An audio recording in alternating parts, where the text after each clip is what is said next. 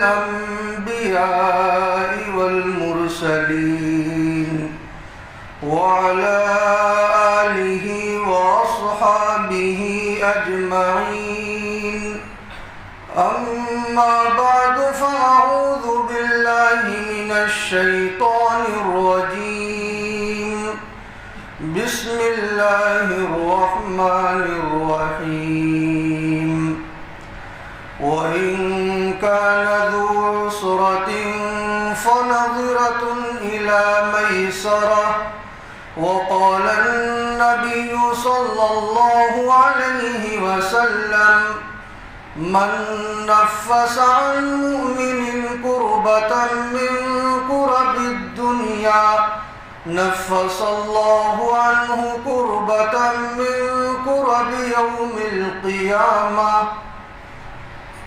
ومن يسر على معسر يسر الله عليه في الدنيا والآخرة والله في عون العبد ما كان العبد في عون أخيه أو كما قال عليه الصلاة والسلام آمنت بالله صدق الله العلي العظيم وصدق رسوله النبي الكريم ونحن على ذلك من الشاهدين والشاكرين والحمد لله رب العالمين۔ بزرگان محترم اور عزیز ساتھیوں، آج ماشاءاللہ یہ دیکھ کر بڑی خوشی ہوئی کہ آپ حضرات جمعہ کے دن خطاب سے پہلے اس تعداد میں یہاں جمع ہیں کہ مسجد کا اندرونی حصہ پر ہے۔ اللہ تعالی ہمیں ہمیشہ اس ذوق اور شوق کے ساتھ مسجد میں آنے کی توفیق عطا فرمائے۔ لیکن دوسری طرف میں یہ سمجھتا ہوں کہ آپ حضرات کا آج پہلے آ جانا شاید اس وجہ سے ہے کہ آپ حضرات کے دل و دماغ میں یہ بات ہے کہ آج الوداعی جمعہ ہے۔ حالانکہ سب سے پہلے میں اسی بات سے اپنی گفتگو کا آغاز کروں کہ شریعت میں الوداعی جمعہ کی کوئی شرعی حیثیت نہیں۔ یہ جمعہ دیگر جمعہ کی طرح ایک جمعہ ہے۔ یہ ہم نے اپنی طرف سے گھڑ لیا ہے کہ یہ الوداعی جمعہ ہے، لہذا شریعت کا کوئی خاص حکم اس جمعہ کے لیے ہے، ایسا نہیں ہے۔ جو احکام دیگر جمعہ کے لیے ہے وہی حکم اس جمعہ کے لیے ہے، بس اتنا ہے کہ رمضان مبارک کا آخری جمعہ ہے، اس کے علاوہ کوئی اس کی شرعی حیثیت نہیں۔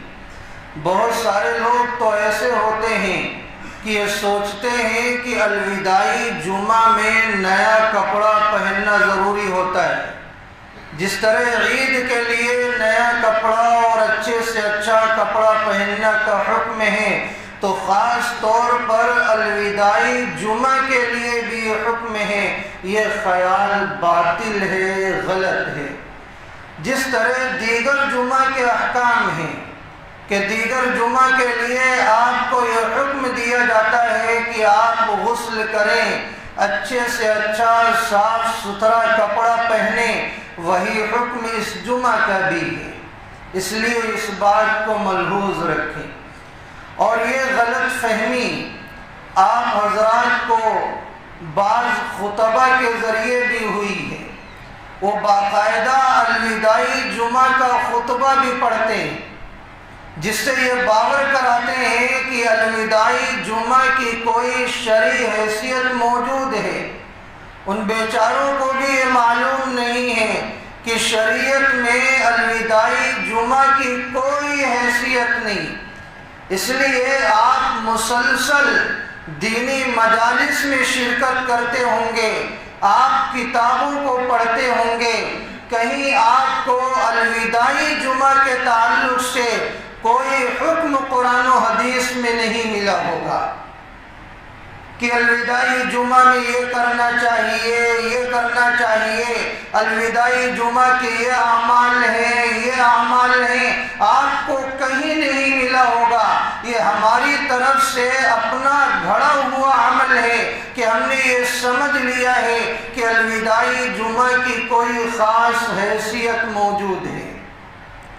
یہ تو مجمع کو دیکھ کر کے بطور فائدہ میں نے ایک بات بتلائی تاکہ آپ جب بھی آئیں تو آپ اپنی نیت کو درست کر کے آئیں، غلط عقیدے سے صاف ستھرے ہو کر کے آئیں۔ دوسری چیز، رمضان المبارک کے بابرکت مہینے میں جو خاص عبادت ہے وہ روزہ ہے۔ اسی طرح آپ حضرات زکوٰۃ بھی اس مہینے میں نکالتے ہیں۔ آپ غور فرمائیں گے تو ان دونوں چیزوں میں جہاں ایک طرف اللہ کو تقوی مطلوب ہے تو اس میں ایک دوسرا نمایاں پہلو یہ ہے کہ اللہ تعالیٰ ان کے ذریعے یہ چاہتے ہیں کہ ہمارے اندر خیر خواہی کا مادہ پیدا ہو جائے، خدمت کا مادہ پیدا ہو جائے۔ اگر ہم بھوکے رہیں گے تو بھوکوں کا درد ہمیں معلوم ہوگا، پیاسے رہیں گے پیاسوں کا دکھ ہمیں معلوم ہوگا۔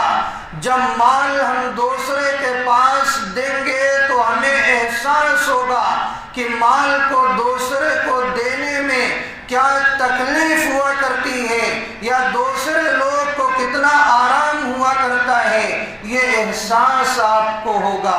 مال کی محبت ختم ہوگی، دوسروں کی خیر خواہی پیدا ہوگی۔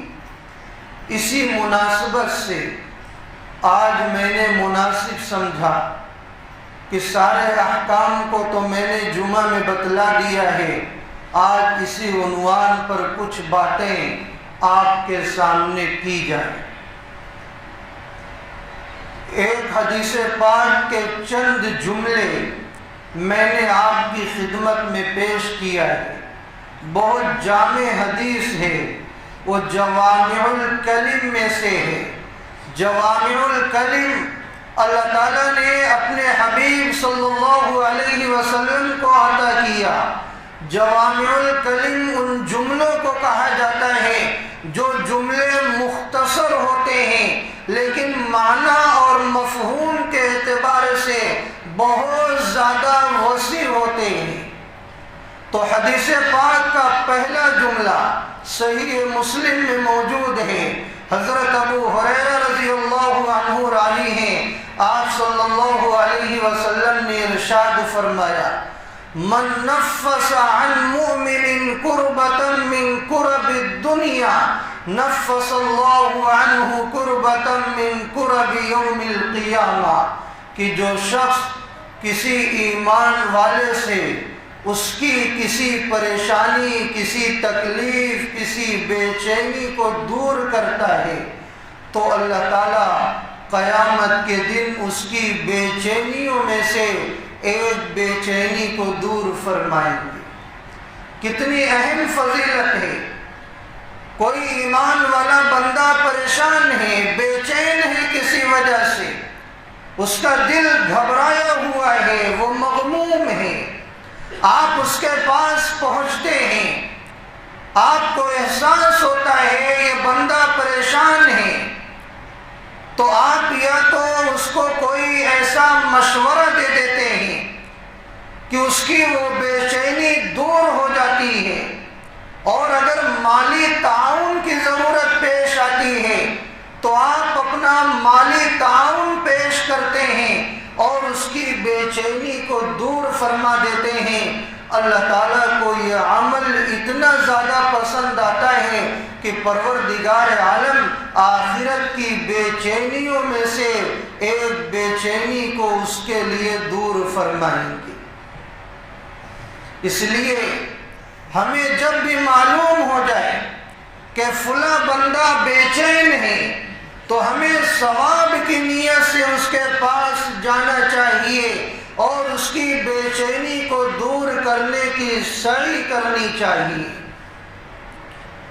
اگلا جملہ ارشاد فرمایا وَمَنْ يَسَّرَ عَلَى مُعْسِرٍ يَسَّرَ اللَّهُ عَلَيْهِ فِي الدُّنْيَا وَالْآخِرَةِ کہ جو شخص کسی تنگ دست پر آسانی کا معاملہ کرتا ہے تو اللہ تعالیٰ دنیا اور آخرت میں اس کے لیے آسانی کا معاملہ فرمائیں گے۔ آسانی کا معاملہ کرنا کیا ہے؟ اس کو ایک مثال کے ذریعے سمجھیں۔ ایک شخص ہے جو آپ سے قرض لے کر گیا اور اس نے وعدہ کیا کہ میں 1 مہینے میں یہ قرض ادا کر دوں گا، لیکن قرض ادا کرنے کا جو وقت ہے وہ وقت آنے سے پہلے وہ قرض دار کسی پریشانی میں مبتلا ہو گیا اور آپ کو اس کا علم بھی ہو جاتا ہے اور وہ قرض دار آپ کے پاس آتا ہے، اپنی پریشانی کو رکھتا ہے، آپ سمجھ جاتے ہیں یہ آدمی سچا ہے، آپ کو حقیقت کا پتہ چل جاتا ہے، آپ اس بنا پر کہ اللہ کا بندہ ہے، یہ اللہ کی مخلوق ہے، اس پر حالات آ چکے ہیں، یہ تنگ دستی کے حوالے ہو چکا ہے، آپ آسانی کا معاملہ فرماتے ہیں اور مہلت کو بڑھا دیتے ہیں کہ بھائی تو نے 1 مہینے کا وعدہ کیا تھا، تیرے اوپر حالات آ گئے ہیں، چل یہ رقم 2 مہینے میں مجھے ادا کر دینا۔ آپ کا یہ مہلت دے دینا، یہ آسانی کا معاملہ کر دینا اللہ کو اتنا پسند آتا ہے کہ پروردگار عالم کی طرف سے یہ فیصلہ ہو جاتا ہے اس بندے نے میرے بندے پر آسانی کا معاملہ کیا ہے، لہذا دنیا اور آخرت میں اس پر آسانی کا معاملہ کیا جائے۔ اسی طرح اگر اللہ نے آپ کو نوازا ہے، آپ کے دل میں بات اتر جاتی ہے، آپ کو لگتا ہے واقعتاً اس نے قرض لیا تھا اور بہت پریشانی میں ہے، اللہ نے آپ کو وسعت عطا کی ہے، آپ کے دل میں آیا، آپ نے اسے معاف فرما دیا، یہ بھی ضائع نہیں جائے گا، بندوں کو آپ معاف کریں گے۔ اللہ تعالیٰ یہ عمل اتنا پسند فرماتے ہیں، اسی عمل خیر کی وجہ سے اللہ تعالیٰ آپ کو معاف فرما دیں گے۔ لیکن یہ حکم ان پیشہ ور قرض داروں کے لیے نہیں ہے۔ ایک پیشہ ور قرض دار مارکیٹ میں ہوتے ہیں، ان کا مشن ہی ایک دوسرے سے قرض لینا ہوتا ہے اور اس کی ٹوپی اس کے سر، اس کی ٹوپی اس کے سر، ان کا یہی پیشہ بن جاتا ہے۔ یہ حکم ان لوگوں کے لیے نہیں ہے۔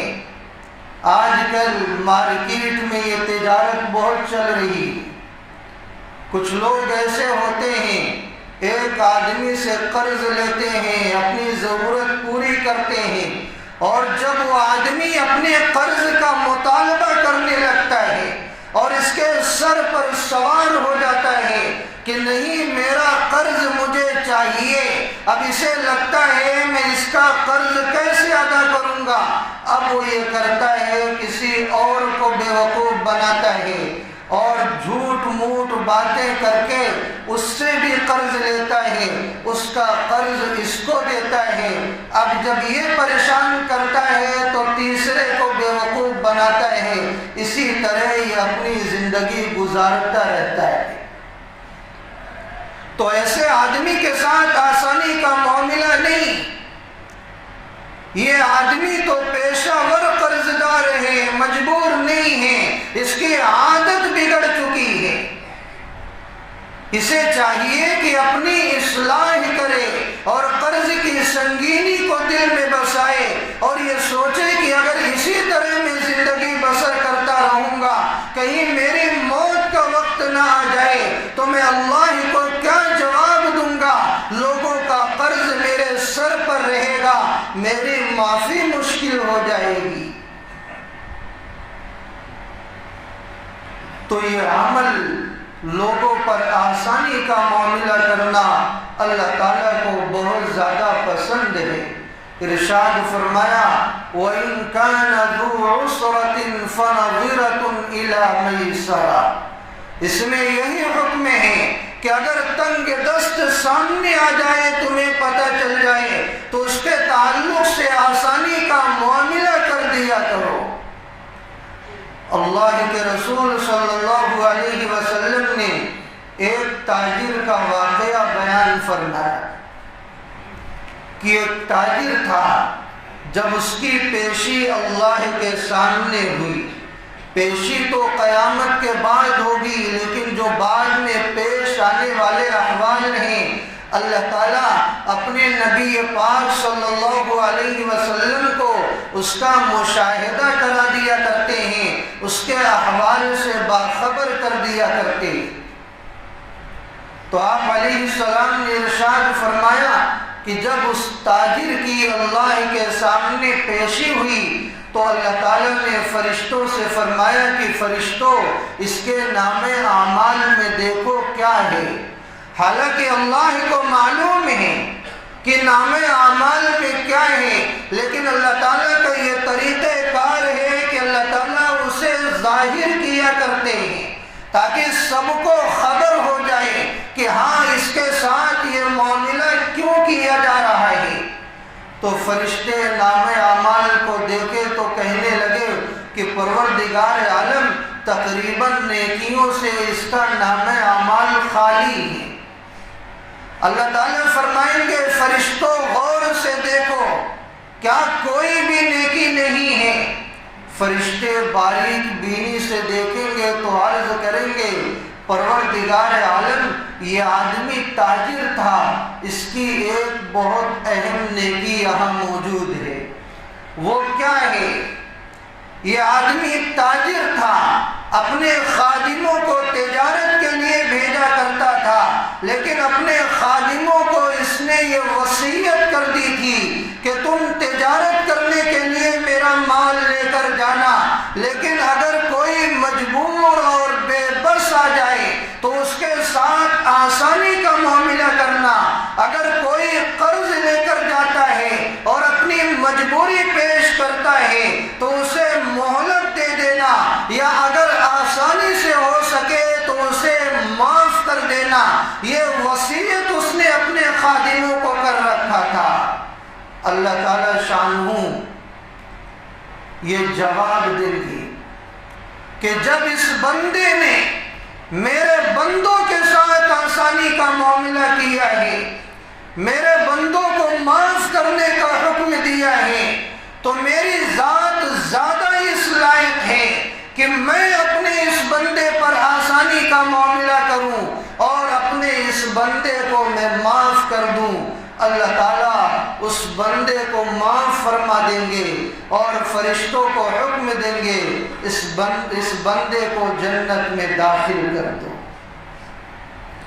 تو میرے بھائی، ایک دوسرے پر آسانی کا معاملہ کرنا، ایک دوسرے کے قرض کو معاف کر دینا، مہلت دے دینا، یہ اللہ کے نزدیک بہت پسندیدہ عمل ہے۔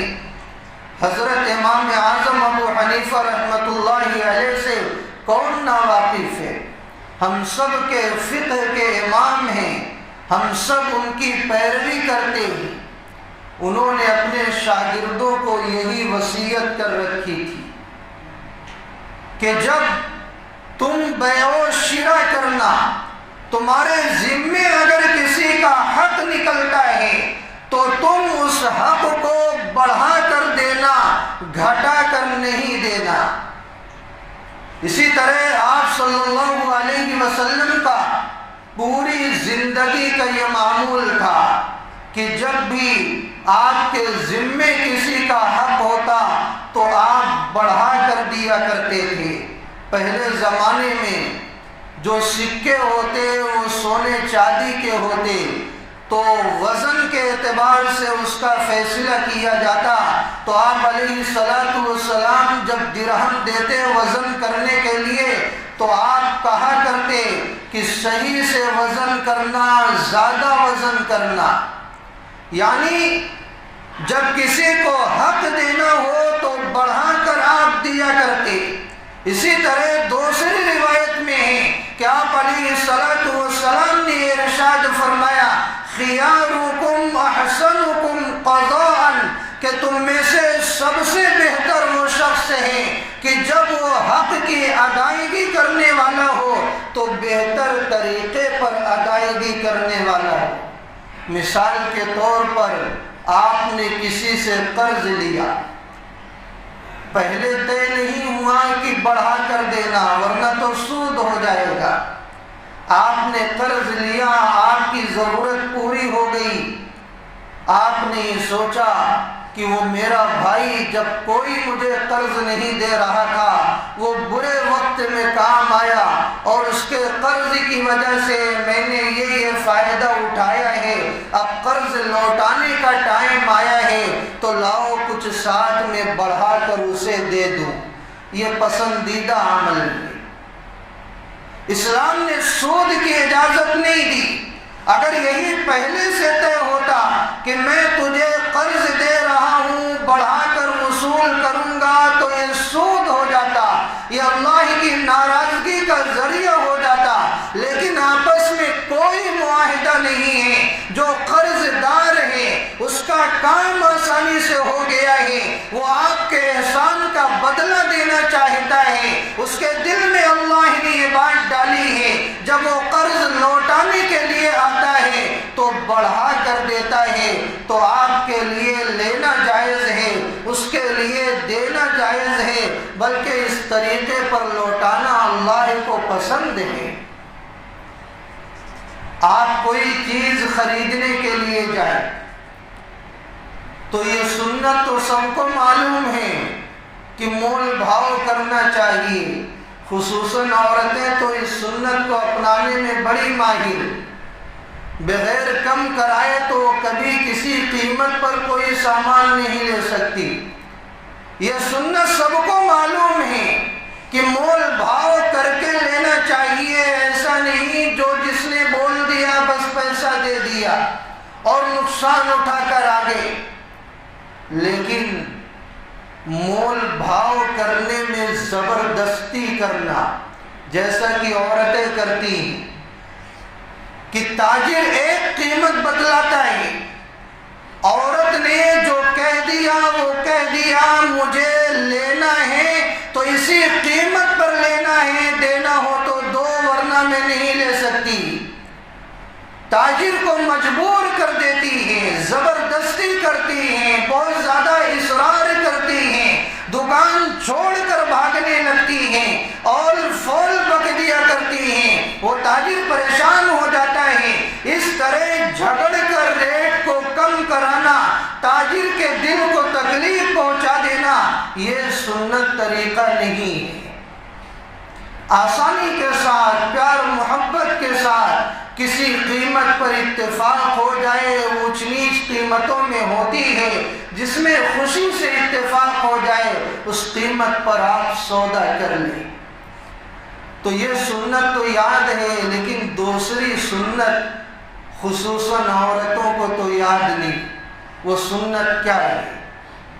کوئی تاجر اپنا سامان بیچ رہا ہے، قیمت طے ہو گئی، آپسی رضامندی ہو گئی، مثال کے طور پر 500 روپے طے ہو گیا، تو ایک سنت یہ بھی ہے کہ اللہ نے آپ کو نوازا ہے، گرچہ 500 روپے طے ہو گیا ہے، آپ کے ذمے 500 روپے ہیں، آپ اسے 600 روپے دے دیجئے، بڑھا کر دے دیجئے، اس طریقے پر اس کی مدد کر دیجئے۔ چھوٹے چھوٹے کاروباری جو بھیک نہیں مانگتے ہیں، وہ چھوٹا چھوٹا سامان بیچتے ہیں، اللہ نے آپ کو نوازا ہے، آپ اس کی مدد کرنا چاہتے ہیں، آپ اس کے سامان کو مہنگا خرید لیجئے، جتنے میں وہ بیچ رہا ہے آپ کے ذمے جتنا روپیہ آیا ہے آپ بڑھا کر دے دیجئے۔ اس طریقے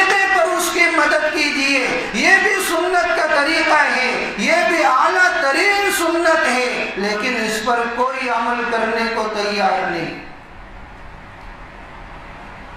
تو تنگ دست پر آسانی کا معاملہ کرتے رہنا چاہیے۔ اسی طرح تیسرا جملہ جو حدیث پاک کا ہے، واللہ فی عون العبد ما کان العبد فی عون اخیہ، کہ اللہ کا جو بھی بندہ اللہ کے کسی بندے کی مدد میں لگا رہتا ہے، جب تک وہ اس کی ضرورت پوری کرنے میں لگا رہتا ہے، اللہ کا یہ اتنا محبوب بن جاتا ہے کہ پروردگار عالم اس کی ضرورت کو پوری کرنے میں لگے رہتے ہیں، کہ میرا بندہ میرے بندے کی ضرورت پوری کر رہا ہے، میں اپنے اس بندے کی ضرورت کو پوری کروں گا۔ اتنا محبوب بندہ بن جاتا ہے۔ کیوں؟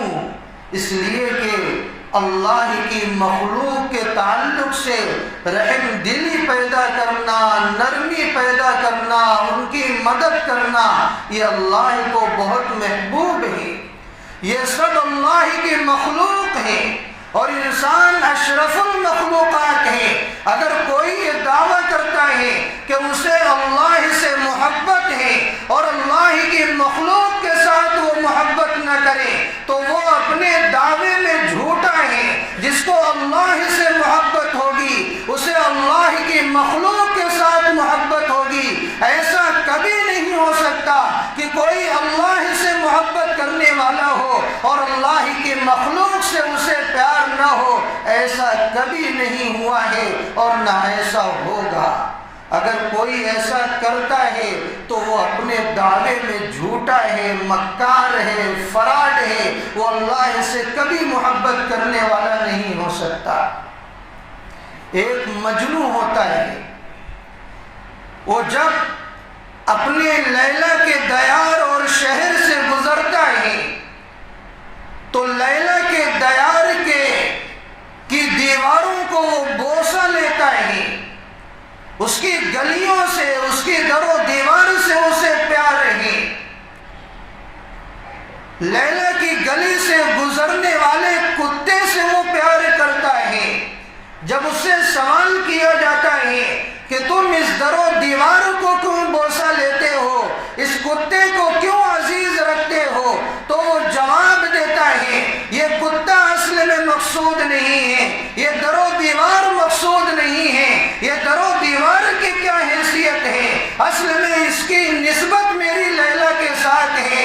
میری لیلا اس شہر میں رہا کرتی تھی، مجھے لیلا سے محبت ہے، تو اس کے متعلقات جتنی چیزیں ہیں ان سب سے مجھے محبت ہے۔ تو کیا ایک ایمان والے کے نزدیک لیلا کی محبت سے اللہ کی محبت کم ہو گئی؟ جس ایمان والے کے دل میں اللہ کی محبت ہوگی، ایسا نہیں ہو سکتا ہے کہ اللہ کی مخلوق سے اسے محبت نہ ہو۔ اللہ نے جس چیزوں کو اپنے ہاتھوں سے بنایا ہے، آپ اس کو تکلیف پہنچائیں، آپ اس کی دل آزاری کریں، آپ اس کو ستائیں، یہ اللہ کیسے گوارا کر سکتا ہے؟ آپ اپنے ہاتھوں سے کسی برتن کو بنائیں، کوئی اسے توڑ دے، آپ گوارا نہیں کر سکتے ہیں۔ آپ کی محنت اس میں لگی ہے، آپ کا وقت اس میں لگا ہے۔ اللہ نے ان مخلوقات کو بنایا ہے، یہ اللہ کی مخلوق ہے۔ آپ کو کوئی حق حاصل نہیں ہے کہ آپ مخلوقات کو تکلیف دیں۔ تکلیف دینے والا مجرم ہے، آرام پہنچانے والا اللہ کا محبوب ہے۔ اسی وجہ سے واقعات کتابوں میں موجود ہیں۔ ایک طائفہ عورت، فاحشہ عورت جو اپنے جسم فروشی کا کام کرتی تھی، ایک مرتبہ گزر رہی تھی، بخاری اور مسلم میں یہ واقعہ ہے۔ اسے کتا نظر آ گیا، وہ کتا پیاس کی وجہ سے زمین کو چاٹ رہا تھا۔ وہ فاحشہ عورت رک جاتی ہے کہ یہ کتا پیاسا ہے، کتے کے تعلق سے اس کے دل میں رحم پیدا ہو جاتا ہے۔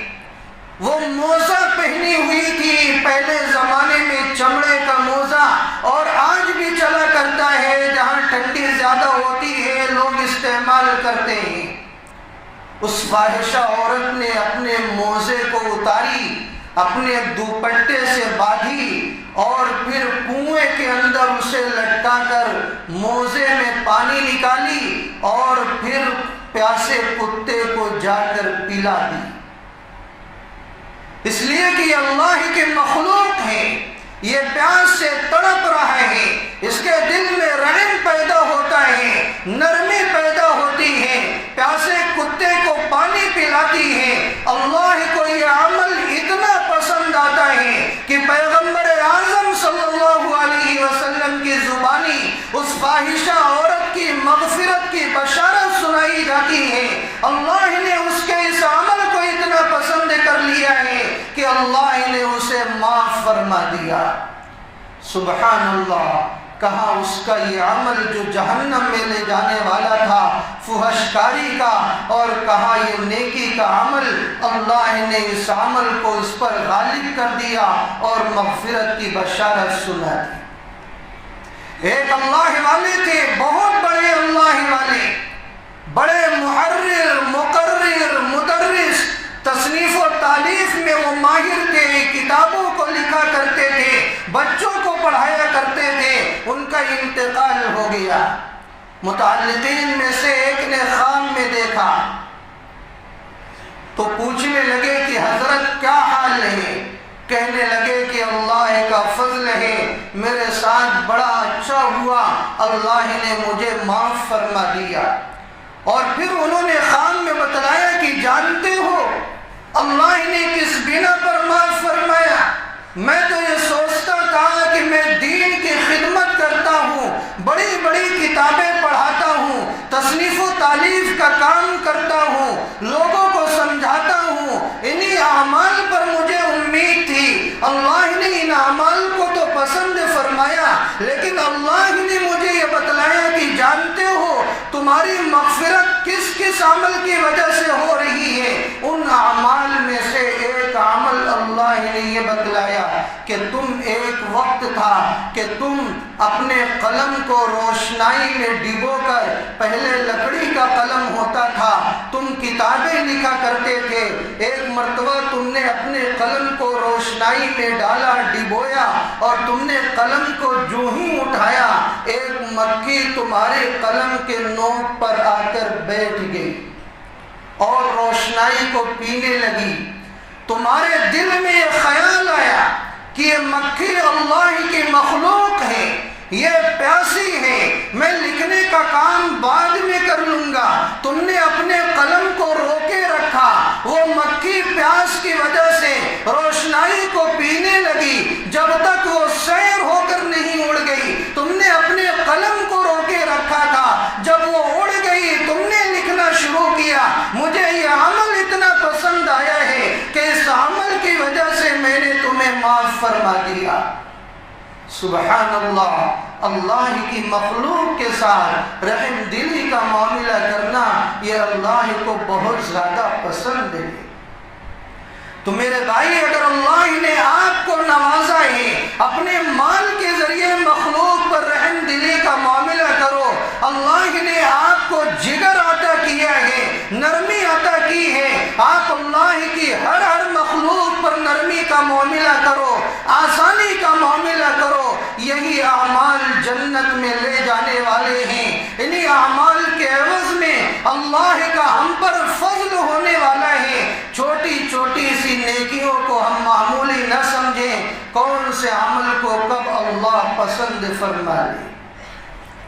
میرے بھائی، اس ہندوستان میں مسلمانوں کی سب سے مؤثر اور سب سے قدیم ایک تنظیم ہے جس کا نام جمعیت علماء ہند ہے۔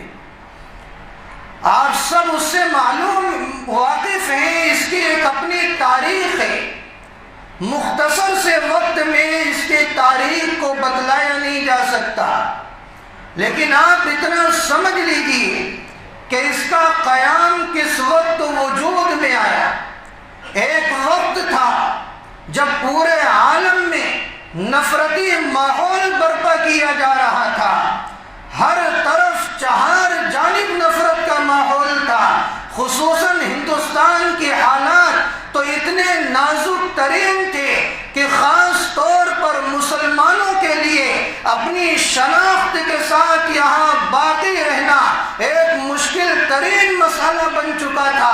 کمزوروں پر ظلم کیا جا رہا تھا، غریبوں کو دبایا جا رہا تھا، مظلوموں کے ساتھ طرح طرح سے ظلم و ستم کے پہاڑ توڑے جا رہے تھے۔ انگریز غلامی کی زندگی جینے پر مجبور کر دیا تھا۔ ایسے نازک ترین احوال میں علماء نے اپنی ذمہ داری نبھائی، سر جوڑ کر بیٹھے اور آپس میں یہ طے کیا کہ ہماری ایک تنظیم ہونی چاہیے جس پلیٹ فارم اور جس بینر کے تلے ان انگریزوں سے مقابلہ کرنا ہے، ان ظالموں کو ٹھکانے لگانا ہے، ملک چھوڑنے پر مجبور کرنا ہے، مظلوموں کی اعانت کرنا ہے اور خدمت خلق کے راستے سے اللہ کو راضی کرنا ہے، کیونکہ یہی جنت میں جانے والا عمل ہے۔ لہذا علماء سر جوڑ کر بیٹھے۔ 19 نومبر سن 1919 کو جمعیت علماء ہند کی جو تنظیم ہے اس کا قیام عمل میں اسی بنا پر لایا گیا تاکہ خدمت خلق کرنا ہے، انگریزوں کو سبق سکھانا ہے، مظلوموں کی مدد کرنی ہے۔ حضرت شیخ الہند علیہ الرحمہ مفتی محمود حسن دیوبندی رحمت اللہ علیہ اس سے پہلے ہی انگریزوں کے خلاف عالم بغاوت بلند کرنے کی وجہ سے مالٹا کی جیل میں نظر بند ہیں، ادھر شاگرد پلیٹ فارم تیار کرتے ہیں، حضرت رہا ہو کر واپس آتے ہیں، پھر علماء محنت کرتے ہیں، یکے بعد دیگرے محنت کرتے کرتے بالآخر انگریزوں کو ٹھکانے لگاتے ہیں، ان لوگوں کو سبق سکھاتے ہیں، مظلوموں کی آواز بلند کرتے ہیں، غلامی کی زنجیر کو توڑ دیتے ہیں اور ان کو غلامی سے آزادی عطا کرتے ہیں۔ یہ محض اللہ کے فضل سے ہوتا ہے۔ ان علماء کی محنت رنگ لاتی ہے، وہ جمعیت علماء کے جھنڈے تلے اللہ نے یہ آزادی نصیب فرمائی، اور آج تک جمعیت علماء شروع سے لے کر اپنے مقصد پر قائم ہیں۔ آج کل لوگ اعتراض کرتے ہیں جمعیت علماء یہ جذباتیت والی جماعت نہیں ہے کہ ہندوستان میں کوئی حالات پیدا ہو جائیں، کوئی اگر نفرت کا ماحول بنا رہا ہے تو جمعیت علماء جذبات میں آ کر مسلمانوں کو یہ کہہ دے کہ تم میدان میں اتر جاؤ، مقابلہ کرنے لگ جاؤ، فتنہ فساد پیدا کر دے۔ جہاں مسلمان کم تعداد میں ہیں، چھوٹے چھوٹے گاؤں میں رہنے والے ہیں، ان کا کیا حال ہوگا؟ جمعیت علماء ایک ایک گاؤں پر نگاہ رکھتی ہے، جمعیت علماء جذباتیت کے ساتھ کوئی فیصلہ نہیں کرتی، کم فائدہ لے کر جمعیت علماء زیادہ نقصان کے حوالے اس امت کو نہیں کرنا چاہتی ہے، بلکہ جمعیت کا پہلا مقصد یہ ہوتا ہے کہ جو لوگ نفرت پھیلا رہے ہیں ان کو یہ جواب دیا جائے یہ ملک نفرت سے نہیں چلتا ہے، اسلام محبت کا پیغام دیتا ہے، دلوں کو جوڑنے کا پیغام دیتا ہے، بلکہ ہر مذہب محبت کرنا سکھاتا ہے، انسانیت سکھاتا ہے۔ ان کی طرف سے جو پروپیگنڈے ہیں جمعیت صرف اس کی مخالفت کرتی ہے، لوگوں کو جوڑنے کا کام کرتی ہے، اور آج تک اسی پر یہ کار بند ہے۔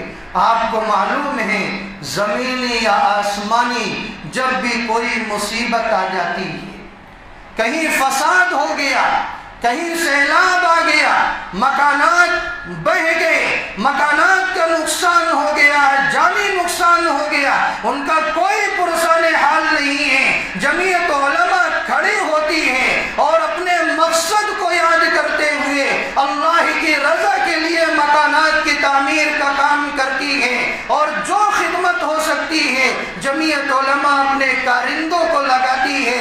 الحمدللہ وہ خدمت خلق کا کام کیا کرتے ہیں۔ اسی طرح میڈیکل کیمپ لگاتے ہیں، طبی امداد کرتے ہیں، تعلیمی امداد کرتے ہیں۔ جو بچے ہونہار ہوتے ہیں، پیسے کی وجہ سے آگے نہیں بڑھ پاتے ہیں، عصری علوم میں مہارت کرنا چاہتے ہیں، جمعیت علماء اس کا بھی سپورٹ کرتی ہے، اس کا بھی بجٹ پاس کرتی ہے۔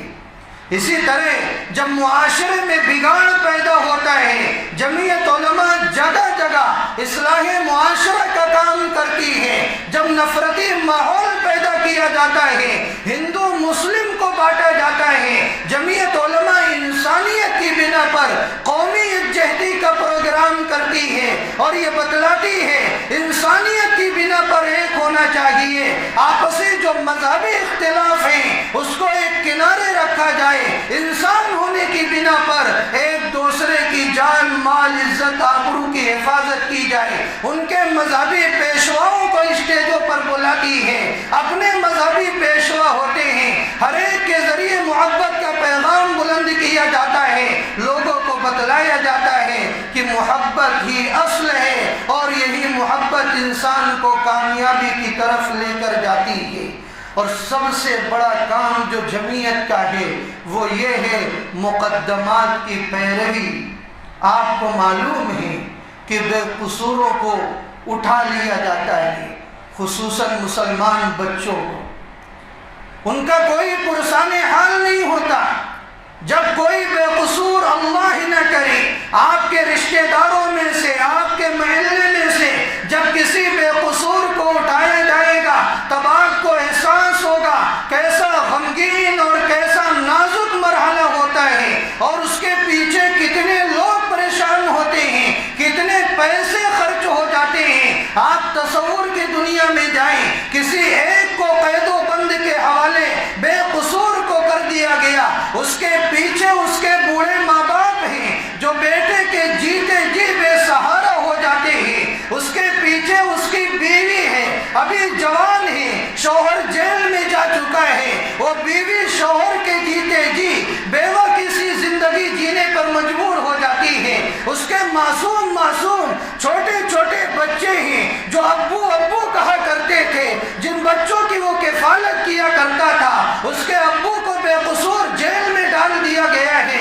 وہ بیٹے اپنے ابو کے جیتے جی یتیمی کی زندگی جینے پر مجبور ہو گئے ہیں، اس کے پیچھے اس کی بہنیں ہیں، بھائی اس کا سہارا تھا، بھائی کو جیل میں ڈال دیا گیا ہے، وہ بہن اپنی عزت کا خطرہ بھائی کی موجودگی میں محسوس کر رہی ہے، اور اس کی زندگی جو برباد ہو رہی ہے وہ تو ہو رہی ہے، اس پر جو ظلم ڈھایا جا رہا ہے وہ تو ڈھایا جا رہا ہے۔ پہلے زمانے میں جب مالکان غلاموں کے اوپر ظلم کیا کرتے تھے، حضرات صحابہ جن کو اللہ نے نوازا تھا ان غلاموں کو آزاد کرایا کرتے تھے، اپنے پیسوں کے ذریعے ان کو ایک نئی زندگی دیتے تھے۔ انہیں میں سے حضرت بلال حبشی رضی اللہ عنہ بھی ہیں، ایک نئی زندگی ان کو بھی ملتی ہے۔ وہ کیسے صحابی ہیں جن پر امیہ بن خلف غلامی کی حالت میں ظلم کیا کرتا تھا۔ میرے بھائی اس دور میں تو غلام نہیں رہے، آپ اگر غلام کو آزاد کرانا چاہتے ہیں، اس کے ثواب کو حاصل کرنا چاہتے ہیں، تو وہ مظلوم جو بے قصور ہونے کی حالت میں جیلوں کے پیچھے بند ہیں، جیلوں کی سلاخوں میں ظلم و ستم کو وہ اپنے اوپر محسوس کر رہے ہیں، ظلم و ستم ان پر ڈھایا جا رہا ہے، آپ جمعیت علماء کے بینر تلے ان مقدمات کی پیروی میں حصہ لے، بے قصوروں کو رہا کرائیں۔ اللہ کی ذات سے مجھے امید ہے کہ پروردگار عالم آپ کو غلام آزاد کرنے کا ثواب عطا فرمائیں گے۔ اس وقت جمعیت کی مختصر خدمات میں آپ کے سامنے پیش کروں۔ ٹرائل کورٹ میں جو زیر سماعت اپیلیں ہیں وہ 49 ہیں، ہائی کورٹ میں جو زیر سماعت اپیلیں ہیں وہ 33 ہیں، سپریم کورٹ میں جو زیر سماعت اپیلیں ہیں وہ 10 ہیں، ضمانت پر رہا ملزمین کی تعداد 107 ہے، مقدمات باعزت بری اور ڈسچارج ہونے والے ملزمین کی جو تعداد ہے وہ 275 ہے۔ کتنے لوگوں کو پھانسی کی سزا سنائی گئی، جمعیت علماء نے اس کی پیروی کی، اللہ کے فضل سے ان کو رہائی ملی۔ جمعیت ہندو مسلم نہیں دیکھتی، جمعیت مظلوم دیکھتی ہے، مظلوموں کی خدمت کرتی ہے، ظالموں کے خلاف آواز اٹھاتی ہے۔ میں ایک ادنا سا جمعیت کا خادم ہوں، ہمارے مسجد کے ذمہ دار بھی اس کے خادم ہیں، اور ہماری یونٹ اس جوگیشوری اور گورے گاؤں میں قائم ہے، اور یہ پورا زون ہے۔ لیکن رمضان میں جمعیت علماء مہاراشٹر کی رسید پر کام ہوتا ہے۔ ہم لوگ پیسہ جمع کر کے پورا کا پورا پیسہ جو بھی رسید پر آتا ہے پورے حساب و کتاب کے ساتھ دفتر میں جمع کر دیتے ہیں۔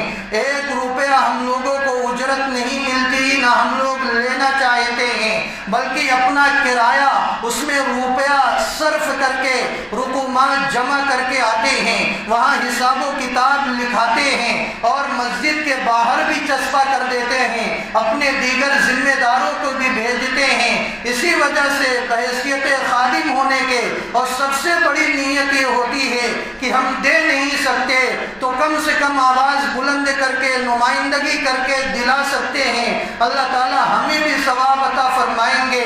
2-4 حافظ جی باہر بیٹھے ہوئے ہیں جمعیت کی رسید لے کر کے، آپ حضرات زیادہ سے زیادہ اپنی زکوٰۃ و صدقات، خیرات و عطیات اور انٹرسٹ کی رقومات کے ذریعے جمعیت علماء کے کام میں تعاون حاصل کریں، زیادہ سے زیادہ رقومات دے کر جمعیت علماء کے معاون بنتے ہوئے ان بے قصوروں کو رہا کرانے کا ذریعہ بنے۔ باہر حافظ جی ہوں گے، ان کو رسید لے کر بیٹھا دیا گیا ہے، ابھی میں بھی آؤں گا اور 1-2 افراد اور ہوں گے، جو بھی جمعیت کا نام لیں آپ حضرات اس میں تعاون پیش کریں۔ اللہ تعالی ہم سب کے تعاون کو قبول فرمائیں، اور اللہ تعالی دن دونی رات چوگنی ہم سب کو ترقیات سے نوازے، اور جمعیت علماء جو کام کر رہی ہے اللہ تعالی اسے خوب کامیابی عطا فرمائے۔ آمین۔ وآخر دعوانا ان الحمد للہ رب العالمین۔